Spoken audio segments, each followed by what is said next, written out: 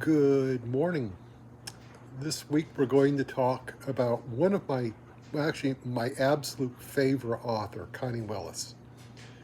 Love her stuff, loved everything she's ever written, and today we're going to talk about one of her best novels called Passage. So what is this novel about? Well, think about dying. What do people see? What images does the brain provide as somebody dies? We hear a lot about long tunnels with a light at the end.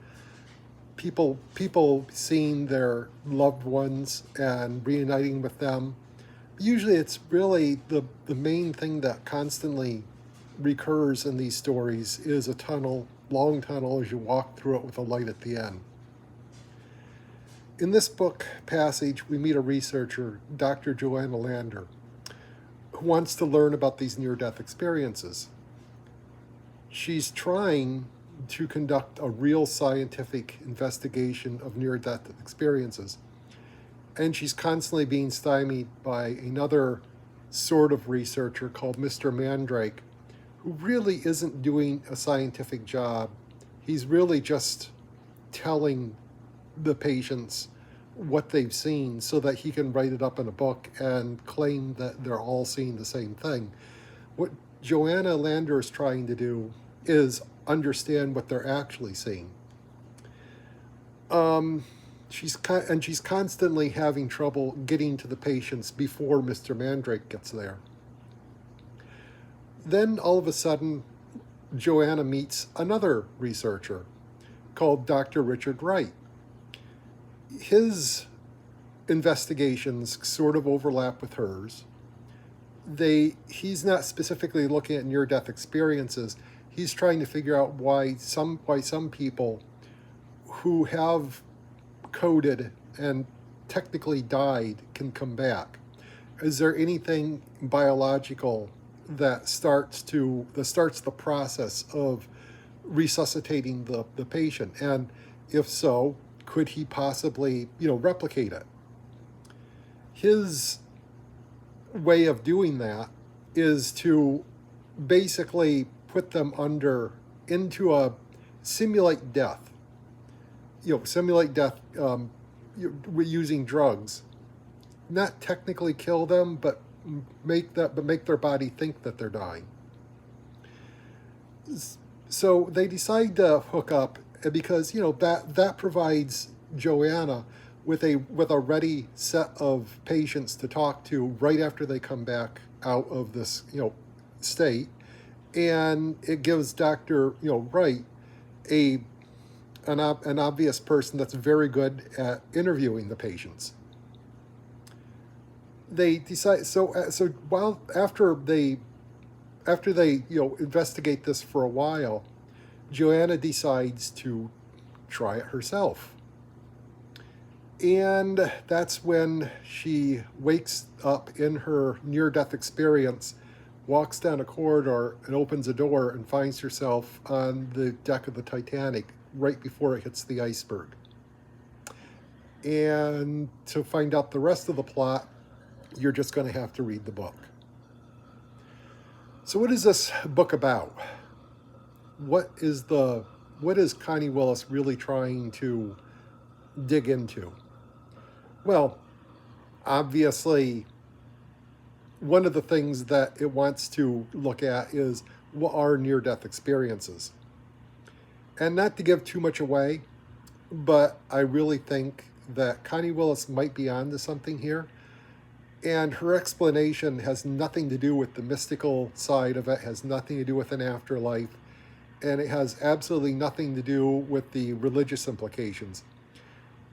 Basically, what Connie Willis argues is that the mind creates a set of examples of how it's trying to get messages out to different parts of the body and just can't reach them. Just like the Titanic repeatedly sent out messages to other ships that were never answered. And I think that's an interesting idea because, it's kind of analogous. I mean, the body dying is a lot like a ship going down where, it's in the middle of a dark night. It can't contact anybody. different systems are shutting down as the ship sinks, and it can't contact anybody else to come save it. And obviously, if you could simulate other ships being contacted or other parts of your body being contacted, you might be able to resuscitate them.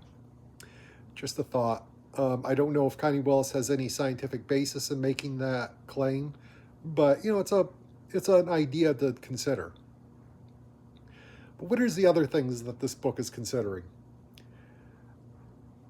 It also kind of really looks at how pop culture can form ideas around something that's just totally wrong. Mr. Mandrake, for example, in this book, he doesn't actually care about what happens in a near-death experience. He doesn't really care about trying to find the real stuff of it.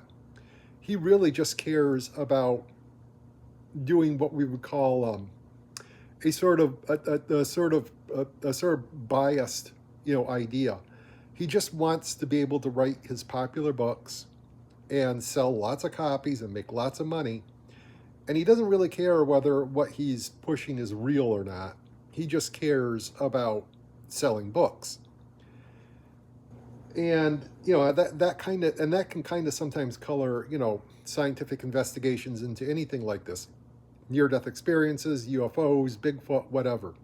Because I think that there's something to be questioned on all those things. I don't think that the popular take on them is at all true, but I do think that there's a reason to look into them.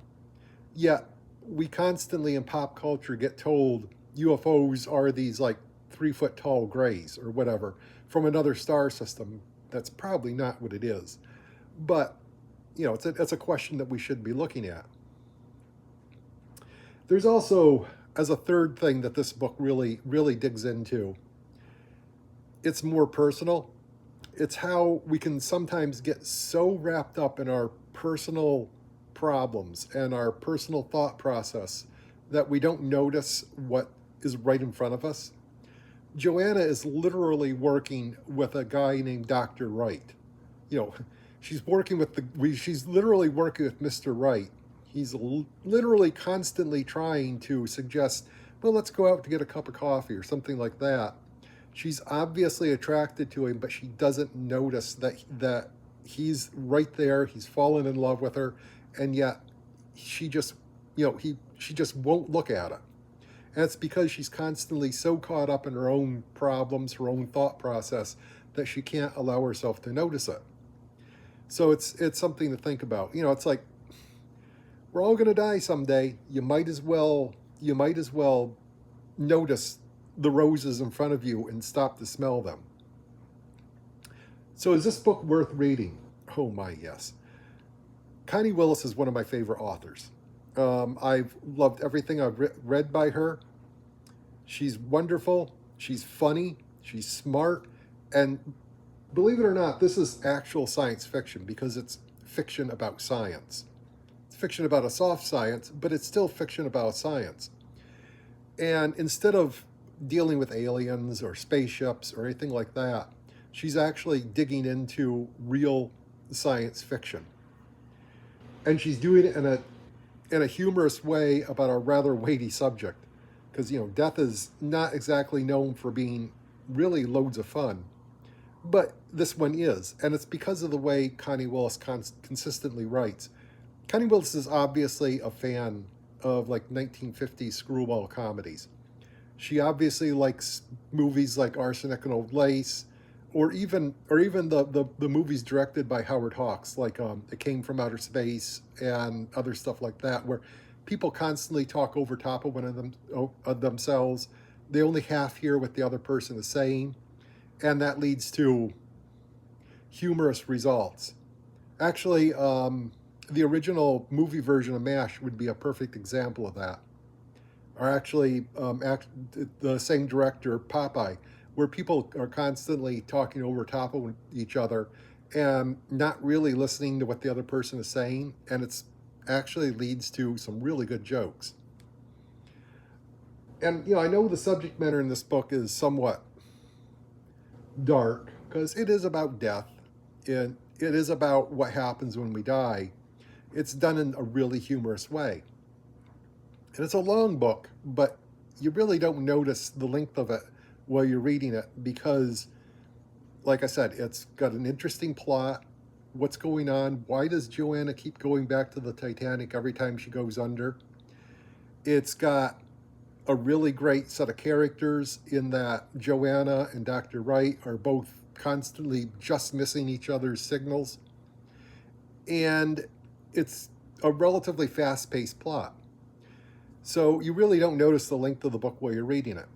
So I give this, I don't know, three thumbs up. Is, I don't know, maybe I grew up in the South. I don't know.